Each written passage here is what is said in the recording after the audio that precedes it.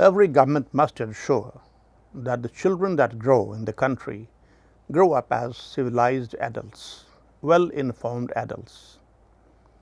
It is for this reason that we try to give them all kinds of information on all matters, nearly all matters.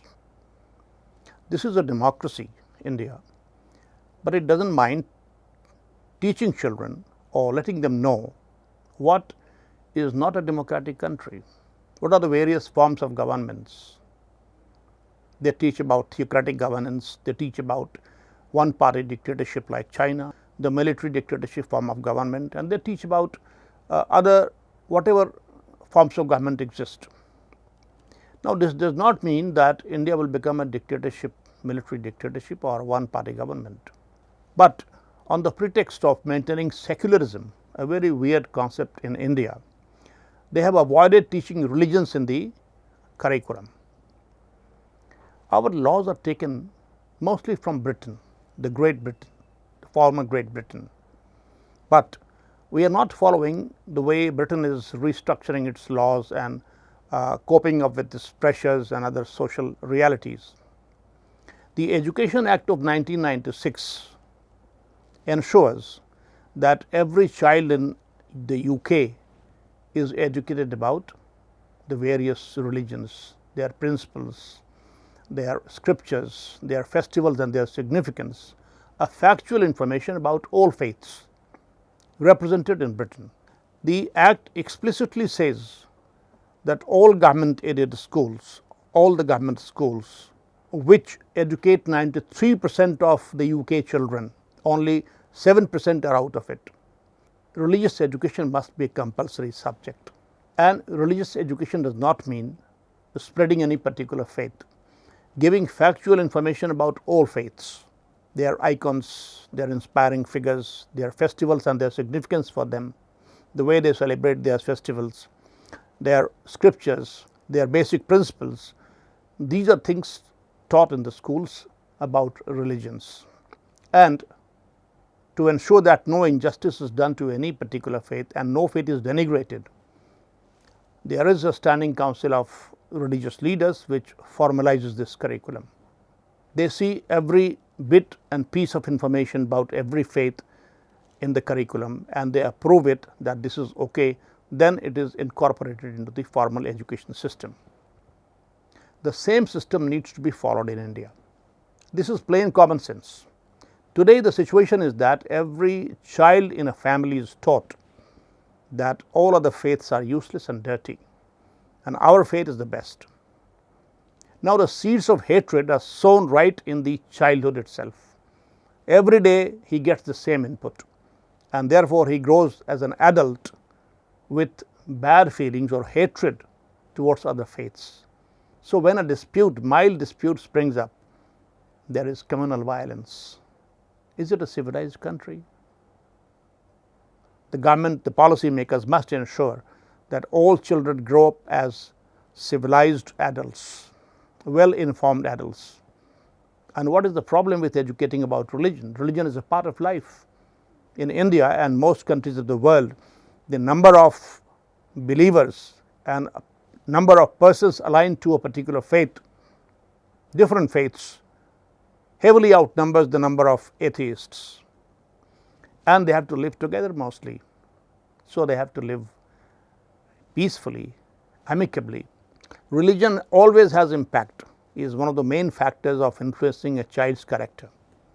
Therefore, it is important that we take care of religion also in our educational curriculum. And we have a model in a country from which we have taken all the laws and practices. An incidental but important fallout will be that while other faiths people, children, are aware about their faith's principles, Hindu children are not. They call themselves Hindu. They think that being Hindu means basically celebrating Diwali with crackers and celebrating Dashara with new dress. But Hinduism is a profound religion, and the foreigners of different faiths who have studied the Upanishads, the Bhagavad Gita and other scriptures also, they have felt that this is a highly humane faith. T.S. Eliot said that when he read the Bhagavad Gita and Patanjali Yoga Sutra, he found that the philosophers of the West, right from Plato, Aristotle, and Socrates to the modern era were like schoolboys. When the father of atom bomb, Oppenheimer, exploded the first atom bomb, he exploded with 2 verses of the Bhagavad Gita. It must be taught to all children. Let them know what is good about Hinduism, what is good about Islam, what is good about Christianity. All of the faiths have goodness in them and some controversial things also. So children should know both, but in the curriculum, we don't have to denigrate any faith. We have to give factual information. But Hindus will become, once it comes in the formal stream of education, all Hindu children who have no means of knowing their faith, because over the last 70, 80 years, the Hindu faith has been systematically decimated by the policy makers. 3, 4 generations back, every Hindu house used to have a Ramayana and a Gita. Today, none of them have, at least in the North India, and the situation in South India is no great. It may be only marginally better. Therefore, those Hindu children who are absolutely unaware of their faith because of the policies of the government in the past decades, they will come to know about their faith, and when they know about their faith, then only they can be proud about their faith, and they can also be aware of the shortcomings thereafter, and they can try to overcome the shortcomings. This applies to all faiths.